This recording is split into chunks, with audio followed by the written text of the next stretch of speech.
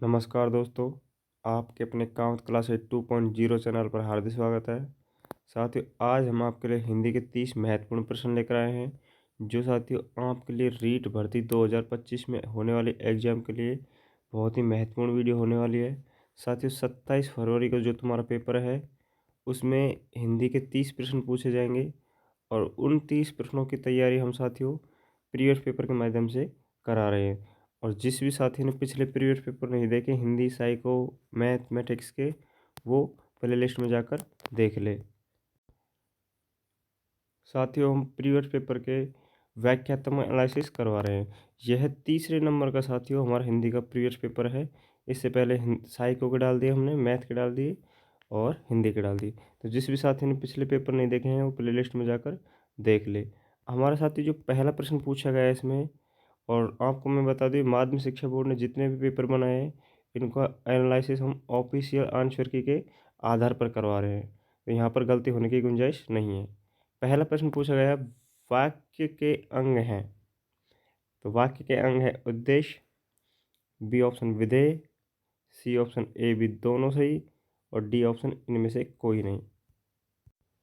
तो साथियों, वाक्य के अंग में यहाँ आपको 4 ऑप्शन दिए गए हैं।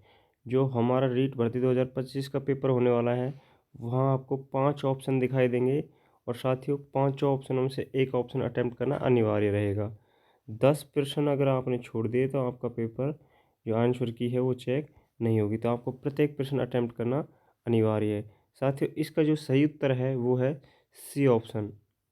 वाक्य के 2 अंग हैं, एक तो उद्देश्य और एक विधेय। ये रीट भर्ती परीक्षा 2021 में भी पूछा गया प्रश्न है। इसमें जो उद्देश्य होता है साथियों ये कर्ता होता है, ठीक है, और जो कर्ता का विस्तारक होता है वो होता है विधेय। तो ये आपको याद रखना है। और साथियों, कई बार एग्जाम में ये भी पूछा जाता है वाक्य का अर्थ के आधार पर कितने प्रकार हैं। तो आपको ये याद रखना है साथियों, अर्थ के आधार पर कितने प्रकार होते हैं वाक्य के 8, और रचना के जो आधार पर वाक्य के प्रकार होते हैं साथियों वो होते हैं 3। तो ये भी आपके लिए बहुत ही महत्वपूर्ण प्रश्न है। चलते हैं नेक्स्ट प्रश्न पर। अगला जो हमारा प्रश्न पूछा गया साथियों 32वें नंबर का प्रश्न है, जो वाक्य मुख्य उद्देश्य एवं मुख्य विधेय से बना हो वह कहलाता है संभावनार्थक वाक्य, आश्रित उपवाक्य, संकेतार्थक उपवाक्य, प्रधान उपवाक्य। तो साथियों, इसका जो सही उत्तर होगा वो होगा प्रधान उपवाक्य। D option is the correct answer. बढ़ते हैं नेक्स्ट प्रश्न पर। साथियों, ये जितनी भी क्लास हैं आपके लिए रीट प्री पेपर के लिए काफ़ी महत्वपूर्ण प्रश्न है, क्योंकि माध्यमिक शिक्षा बोर्ड है जो प्रीवियस पेपर को ही वापस रिपीट करती है। कई प्रश्न होते हैं जो आपको वैसे के वैसे हूबहू देखने को मिल सकते हैं। तो सारे प्रीवियस पेपर आप निकाल लीजिए और आपके लिए काफ़ी महत्वपूर्ण होने वाले हैं। नेक्स्ट प्रश्न पूछा गया है, टोपी उछालना मुहावरे का अर्थ है अपमानित करना, छिपकर षड्यंत्र रचना, रक्षा करना, ध्यान रखना। तो साथियों, टोपी उछालने का जो मुहावरा का अर्थ है साथियों वो है अपमानित करना। ए option is the correct answer. चलते हैं नेक्स्ट प्रश्न पर। अगला जो प्रश्न पूछा गया है साथियों, अगला प्रश्न हमारा, मौज मस्ती में जीवन बिताना के अर्थ में उपयुक्त लोकोक्ति है। तो साथियों, मौज मस्ती में जीवन बिताना जो है इसकी लोकोक्ति कौन सी है वो हमको बतानी है। अपना रख पराया चख, अपनी करनी पार उतरनी, 8 कनौजिए 9 चूल्हे, 8 वार 9 त्योहार। तो दोस्तों, इसका जो सही उत्तर है वो हमको बताना है।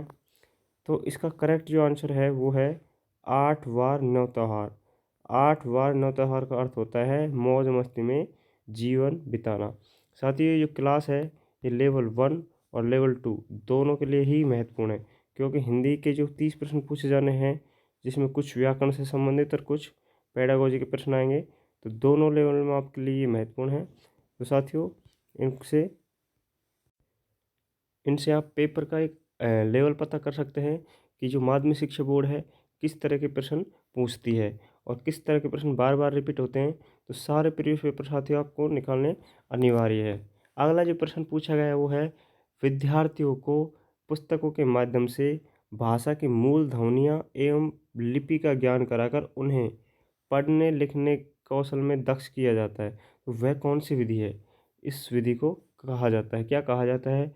भाषा प्रयोगशाला विधि, भाषा संसर्ग विधि, पाठ्य पुस्तक विधि, खेल विधि।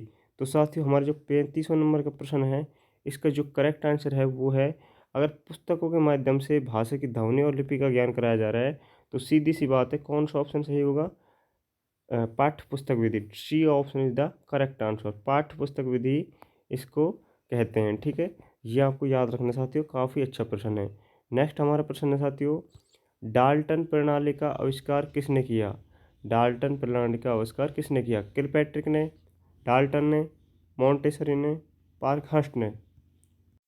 तो दोस्तों इसका करेक्ट जो आंसर है वो कौन सा होगा? तो साथियों इसमें अगर देखा जाए तो अक्सर बच्चे डाल्टन प्रणाली को देखकर डाल्टन ही कर देते हैं, तो वो हमारा गलत आंसर हो जाएगा। इसका जो सही उत्तर है वो है डी ऑप्शन, पार्कहर्स्ट। जो डाल्टन प्रणाली है साथियों किसने दी थी? पार्कहर्स्ट ने, और ये खेल विधि का रूप मानी जाती है। बढ़ते हैं नेक्स्ट प्रश्न पर।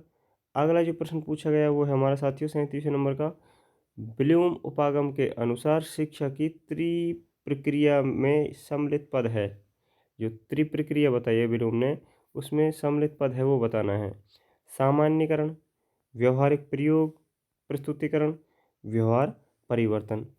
तो इसका जो सही उत्तर है वो बताना है। साथियों ब्लूम की जो त्रिप्रक्रिया है उसमें जो सम्मिलित नहीं है या सम्मिलित है, वो पता दोनों होना चाहिए। तो इसमें जो सम्मिलित है वो कौन सा ऑप्शन है? व्यवहार परिवर्तन। D option is the correct answer. Next प्रश्न पर बढ़ते हैं साथियों। अगला प्रश्न भी पेडागोजी से संबंधित है और हमारा प्रश्न है, सुंदर अनुलेख की आवश्यक शर्त क्या है? जो अच्छा अनुलेख है तो इसकी आवश्यक शर्त क्या है? अनुलेख लिखते वक्त शिक्षक विद्यार्थी की सहायता न करे, अनुलेख सस्वर बोलकर लिखवाया जाए, अनुलेख में अक्षरों की बनावट वैसी ही होनी चाहिए जैसी आदर्श लेख में हो। उपयुक्त सभी सही विकल्प हैं। तो साथियों इसमें जो सही उत्तर है वो हमको बताना है। तो सुंदर जो अनुलेख होता है साथियों, सुंदर अनुलेख, उसमें क्या ज़रूरी है कि जो अनुलेख है ना, उनके अक्षरों की बनावट वैसी ही होनी चाहिए जैसी आदर्श लेख में हो। जिसमें से आप लिख रहे हैं उसकी बनावट जैसी है वैसी अगर हमारे अनुलेख की है तो वो बिल्कुल क्या माना जाता है? सुंदर लेख। तो इसका जो C option is the correct answer माना गया है। बढ़ते हैं नेक्स्ट प्रश्न पर। और साथियों जितने भी आपको हम आंसर बता रहे हैं सारे ऑफिशियल आंसर की के अनुसार बता रहे हैं, तो यहाँ पर गलती बिल्कुल होने की गुंजाइश ही नहीं है। तो आप हमारे साथ जुड़ जाइए, और जो साथी पहली बार जुड़ा है साथियों चैनल को ज्वाइन जरूर कर ले, क्योंकि यहाँ पर आपके लिए सारी क्लास L1 की और L2 के जितने भी प्रीवियस पेपर हुए हैं साथियों, 2011 से लेकर 2022 तक जितने भी प्रीवियस पेपर हुए हैं रीट भर्ती परीक्षा के, वो सारे आपको यहाँ पर देखने को मिलेंगे। तो जो साथी पहली बार जुड़ा है साथियों चैनल को ज्वाइन जरूर कर लें। तो अगला जो प्रश्न पूछा गया है वो है, भाषा शिक्षण का दृश्य श्रव्य साधन है। भाषा शिक्षण का दृश्य श्रव्य साधन है चित्र विस्तारक यंत्र, ग्रामोफोन, चार्ट, नाटकीकरण। तो इसका सही जो उत्तर है साथियों हमको बताना है। तो इसका जो श्रव्य दृश्य श्रव्य दोनों की बात कर रहा है, तो वो हमारा डी ऑप्शन बिल्कुल करेक्ट आंसर होगा। इसके अलावा ग्रामोफोन जो है साथियों, ये एक श्रव्य साधन है। कौन सा साधन है साथियों? श्रव्य साधन है ये। चार्ट एक दृश्य साधन है, ये भी आपको पता होना चाहिए। चित्र विस्तारक जो यंत्र है ये भी साथियों क्या है? एक दृश्य साधन है। क्या है? दृश्य साधन है। तो श्रव्य दृश्य से संबंधित हर बार रीट पेपर में जितने पेपर आप देखेंगे उनमें एक प्रश्न पूछा जाता है, तो ये टॉपिक आपका बिल्कुल कंप्लीट होना चाहिए। ठीक है, इसमें साथियों आपको तीन चीज़ें ध्यान रखनी है। जो श्रव्य दृश्य में है अक्सर एक तो नाटकीकरण ऑप्शन देखने को मिलेगा, एक आपको संगणक, ये कई बार एग्जाम में आया हुआ है, संगणक। ठीक है, इसके अलावा एक टेलीविज़न। तो ये तीन ऑप्शन हैं जो श्रव्य दृश्य में अक्सर बार बार रिपीट होते हैं। बाकी कुछ हैं दृश्य हैं, कुछ श्रव्य हैं, तो वो भी आपको याद करने हैं। बढ़ते हैं नेक्स्ट प्रश्न पर। अगला जो हमारा 40वें नंबर का प्रश्न साथी वो है, इनमें से पाठ्य पुस्तक के आंतरिक रूप में सम्मिलित तत्व नहीं है। साथियों है और नहीं है, ये आपको याद रखना है प्रश्न में क्या पूछा जा रहा है, क्योंकि हमको जल्दबाजी करके प्रश्न गलत नहीं करना। और इसका जो सही उत्तर है वो है भाषा है, विषय सामग्री है, जिल्द है या शैली है। तो साथियों इसका जो सही आंसर है वो है जिल्द। जो जिल्द होता है वो पाठ्य पुस्तक की आंतरिक तत्व को नहीं माना गया है, ठीक है। ये जिल्द आंतरिक तत्व नहीं होता। नेक्स्ट प्रश्न पर चलते हैं साथियों। अगला हमारा जो प्रश्न पूछा गया है वो है निम्नलिखित में से भाषा पुस्तकालय का लाभ कौन सा है? कक्षा शिक्षण में पूर्ति, स्वाध्याय के लिए अवसर, ए और बी दोनों सही, इनमें से कोई नहीं। तो दोस्तों इसका जो सही उत्तर है वो बताना है। तो पुस्तकालय का लाभ कौन सा है वो हमको बताना है। 41वें जो नंबर का हमारा प्रश्न है साथियों, इसका करेक्ट आंसर है कक्षा शिक्षण में पूर्ति और स्वाध्याय के लिए अवसर। ये दोनों ही ऑप्शन क्या है साथियों? करेक्ट हैं। तो C option is the correct answer, ठीक है। चलते हैं नेक्स्ट प्रश्न पर। अगला प्रश्न पूछा गया है साथियों, इनमें से मौखिक परीक्षाओं का गुण है। एक शिक्षक एक समय में एक ही छात्र की परीक्षा ले सकता है, अतः समय अधिक लगता है। मौखिक परीक्षाओं को वस्तुनिष्ठ नहीं बनाया जा सकता। इन परीक्षाओं में विद्यार्थियों को 3 भाषाई कौशल सुनने, पढ़ने, बोलने का एक साथ मापन किया जा सकता है। या इन परीक्षाओं से विद्यार्थी के लेखन कौशल का मापन नहीं कर सकते। तो इनमें से जो मौखिक परीक्षा का गुण है वो हमको साथियों बताना है। तो इसका जो सही उत्तर है वो होगा साथियों कि इन परीक्षाओं में विद्यार्थी के 3 भाषाई कौशल, क्योंकि मौखिक परीक्षा में सुन सकता है, पढ़ सकता है और बोल सकता है, इसमें लिखने का कोई ऑप्शन नहीं होता। तो तीनों भाषाई कौशलों को एक साथ मापन किया जा सकता है, ये बिल्कुल कथन सत्य है।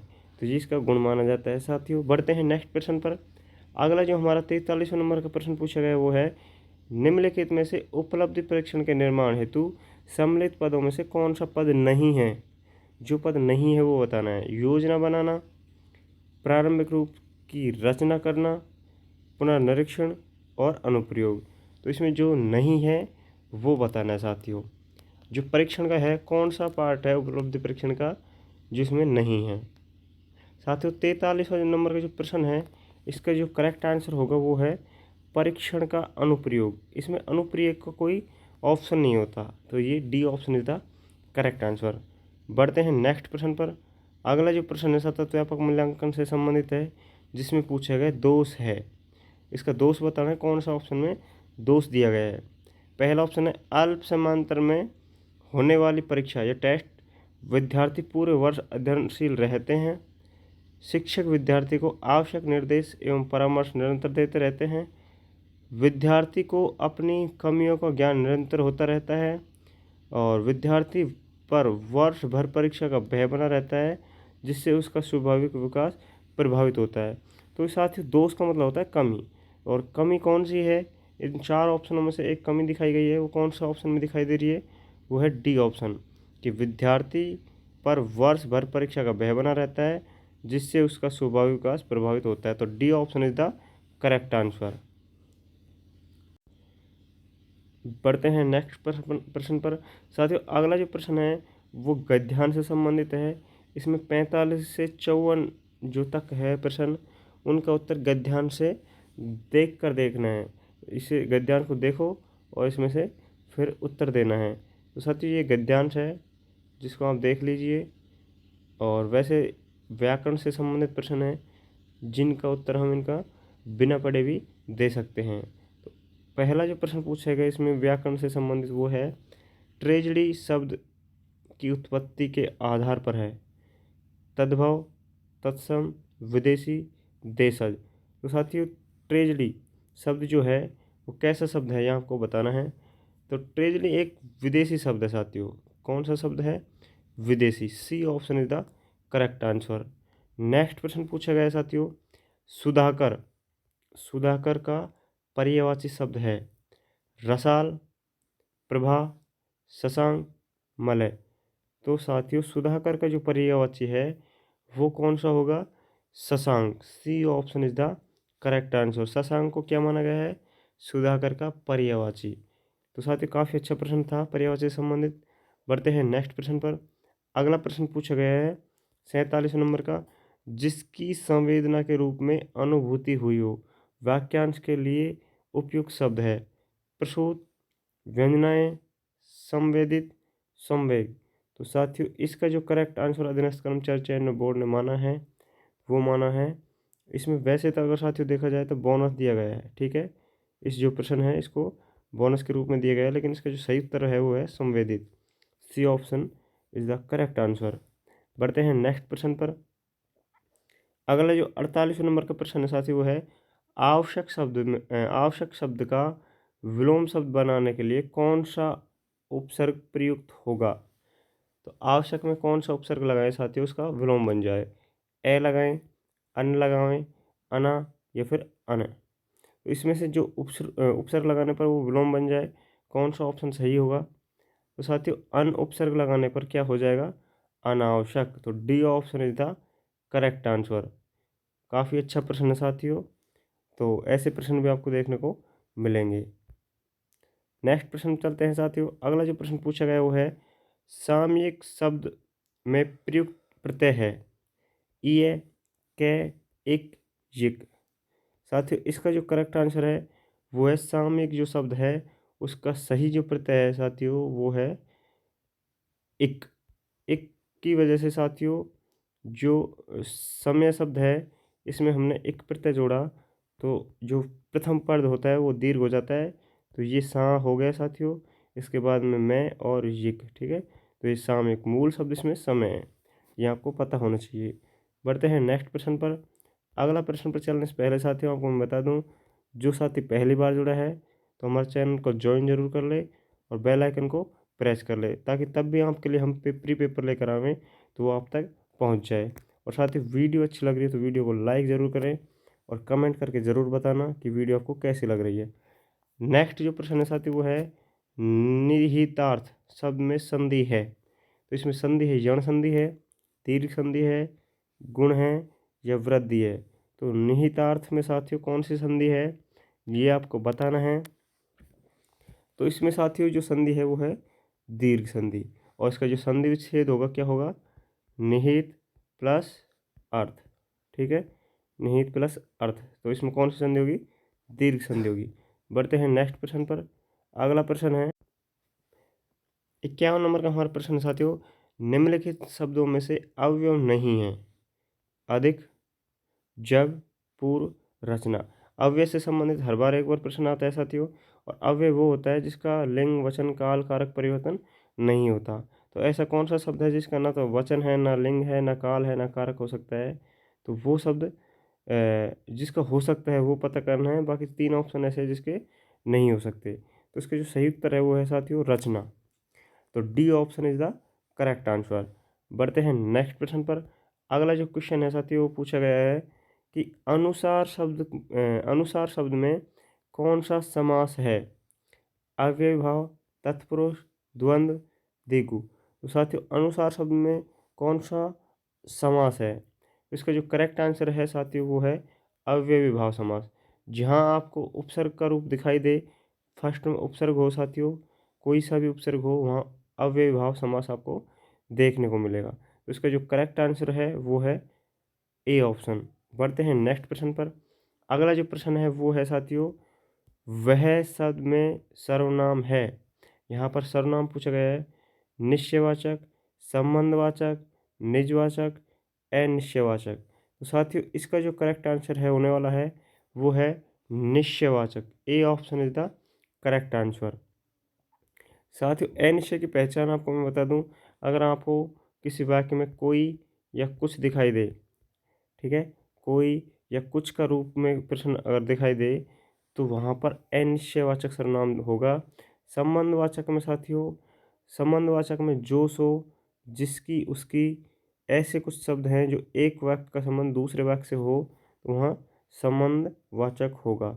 निजवाचक में साथियों स्वयं से संबंधित होगा, आप, स्वयं, खुद, ये ऐसे शब्द आपको यहाँ पर दिखाई देंगे। तो इसका जो करेक्ट आंसर था वो है निश्चयवाचक।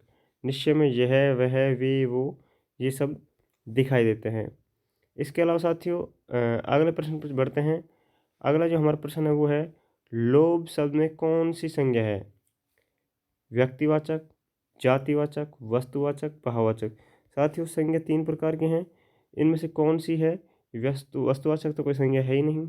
तो 3 ऑप्शनों में से हमको बताना है कि 54 जो शब्द 54 नंबर का जो प्रश्न है इसमें लोभ शब्द में संज्ञा पूछी है। इसका जो करेक्ट आंसर है वो है साथियों डी ऑप्शन, क्योंकि लोभ शब्द में कौन सी संज्ञा है? भाववाचक। चलते हैं नेक्स्ट प्रश्न पर। साथियों अगला प्रश्न भी गद्यांश से संबंधित है, जिसमें आपको 55 से लेकर 60 जो प्रश्न हैं उन सभी का उत्तर गद्यांश में से देख कर देना है। और ये भी साथियों कुछ शिक्षण विधि नहीं साथियों, व्याकरण से संबंधित आपको प्रश्न देखने को मिलेंगे।